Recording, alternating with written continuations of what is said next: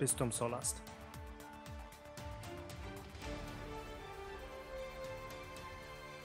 در میدان سرخ مسکو پرد حربی بخشیده به 75 سالگی غلبه در جنگ بزرگ وطن امروز برگزار گردید. 23 ایون باشد یک قطار رهبران کشورها جهت شرکت در گشت نظامی به مسکو تشریف آوردند. از جمله پرزیدنت جمهوری تاجیکستان امامعلی رحمان، پرزیدنت ازبکستان شوکت میرزیویف، قرقیزستان سورونبای ژینبکوف، قزاقستان قاسم جمعت توقایف، بلاروس الکساندر لوکاشنکو و دیگران.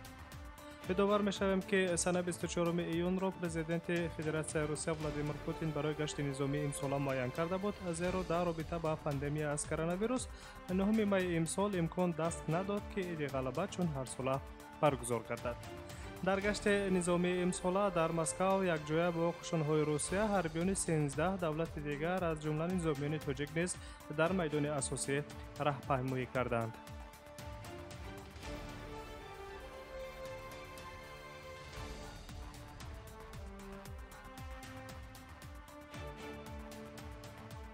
در مسکو میمونیم و خبرها رو ادامه میدیم. پرزیدنت قرقیزستان سورونبای ژینبکوف در پرد غلبه در مسکو اشتراک نمی کند، زیرا ویروس کووید 19 در 2 اعضای هیئت قرقیزستان پس از ورود به روسیه پیدا شده است. در این باره 24 ایون در سامانه رسمی پرزیدنت قرقیزستان خبر داده شد. سورونبای ژینبکوف روز 23 ایون به مسکو پرواز کرد. در دایره طلبات‌های بخطری و اپیدمیولوژی همه مهمانان از آزمایش تستی کرونا ویروس گذشتند. تحلیل برای 2 نفری که پرزیدنت قرقیزستان را همراهی میکرد مثبت نشان داد. از این رو رهبر قرقیزستان سورونبای ژینبکوف تصمیم گرفت که از اشتراک در این چاره‌بینی عمومی خودداری کند.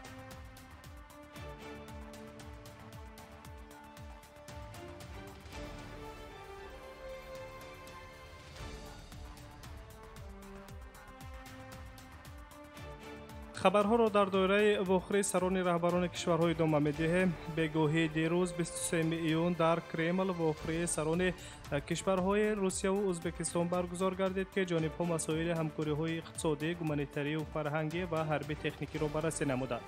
پرزیدنت روسیه ولادیمیر پوتین به همتای ازبکستانی خود شوکت میرزیویف برای تشریف آوردنش به پرد غلبه در مسکو اظهار سپاس کرد و مناسبت بی‌نظیر بین کشورها را قید کرد. من خیلی شادم که شما را در این چاره‌بینی می‌بینم. تشکر برای به مسکو تشریف آوردنتان جهت شرکت در گشت نظامی 75 سالگی غلبه، گفته است ولادیمیر پوتین در ملاقات با شوکت میرزیویف. پرزیدنت روسیه گفت که ازبکستان مستقلانه رشد می‌کند، اما در این میان نیز مناسبات بی‌نظیر استراتژی و اتفاقی سهم ارزنده دارند. ولادیمیر پوتین افزود که همکاری در سمت‌های اقتصادی، خدمات اجتماعی، مبارزه با تروریسم باز هم تقویت داده شود. اینچنین جانب‌ها همکاری‌ها را در ساحه‌های گومانیتری علالخصوص ساحه معارف و فرهنگ مهم ارزیابی داشتند.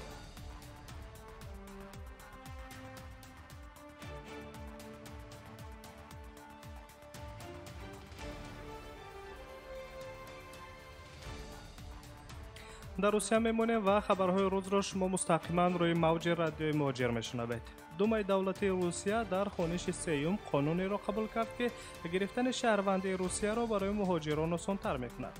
خبر داده می شود که خارجیانی که فرزندانشان در روسیه تولد شده‌اند و به سن بلاغت رسیدند می توانند با ترتیب ساده برای گرفتن شهروندی فدراسیون روسیه عریضه پیشنهاد کنند. پس از آنکه کودک به بلاغت میرسد و شهروندی روسیه را به دست می‌آورد، والدین آن نیز می‌توانند بدون رعایت شرط‌های دوره 5 ساله اقامت در روسیه عریضه گرفتن شهروندی را با راه ساده کرده شده به مقامات صلاحیت دار ساحه پیشنهاد نمایند.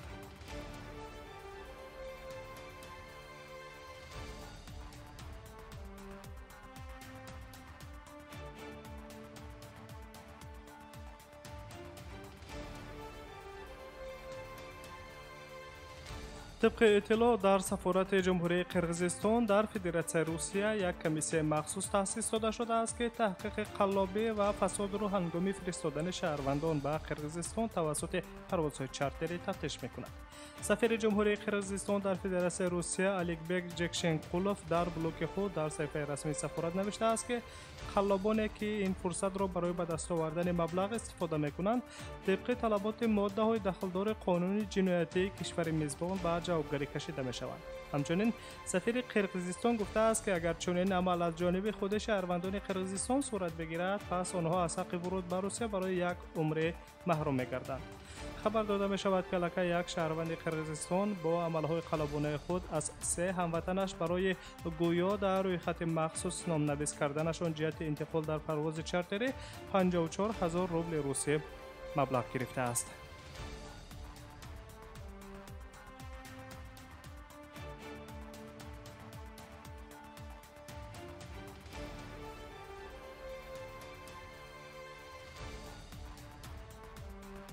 شما مهمترین تحولات این ساعت تاجیکستان و جهان را مستقیما روی موج رادیو موجر میشنوید و از روسیه به ازبکستان میروید.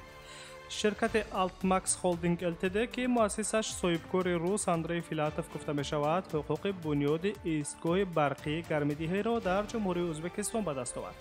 ارزش لایحه بنیاد ایستگاه برقی 1.8 میلیارد دلار گفته می شود. شرکت آلتماکس هولدینگ التد طول چند سال است که سهمیه‌های کانی کلانترین گاز ازبکستان را در ولایت سرخندریا در دست دارد. ساختمان نیروگاه‌های برقی یک قسم این لایحه بزرگ مقیاس از جانب آلتماکس هولدینگ التد گفته می شود. با گفته صاحبکار روس اندری فیلاتوف بانک‌های وتب و گازپروم بانک روسیه علاقه هوسمندی خود را به مبلغ گذاری ساختمان انشاءات بیان کردند. هم مبلغ گذاران اینچنین می توانند استحصال کنندگان تجهیزات باشند که محصولات را با قرض امتیازناک به مهلت 15 سال و بیشتر از آن پیشنهاد می کنند. تخمین می رود که اقتدار نو ایستگاه برقی نه تنها استعمال کنندگان را در منطقه های جنوبی ازبکستان تامین می نماید بلکه اینچنین امکان صادرات را به کشورهای همسایه از جمله به تاجیکستان، ترکمنستان و افغانستان نیز دارد.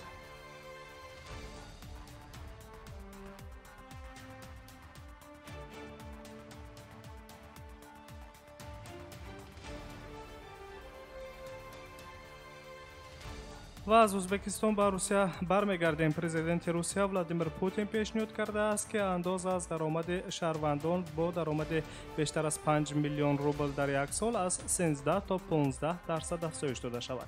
پیام نوبتی ولادیمیر پوتین را شبکه‌های تلویزیونی روسیه دیروز نیز پخش کردند.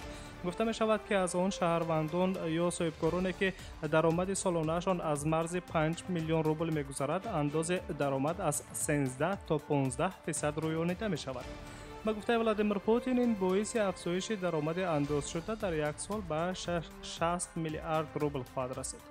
کرمل اینچنین پیشنهاد میکند که درآمد از انداز علاوه شده برای طبابت کودکان دارای بیماری‌های وزنین و خریداری تجهیزات طبی استفاده برده شود.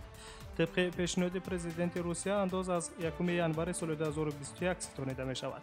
تا این وقت معیار انداز از درآمد شخصانی واقعی از سال 2001 در روسیه تغییر نیافته بود. غیر از آن ولادیمیر پوتین وعده داده است که در ماه ایول به عائله‌های دارای کودکان سنی تا 16 ساله در حجم 10,000 روبل کمک پولی اجتماعی پرداخت کرده می شود.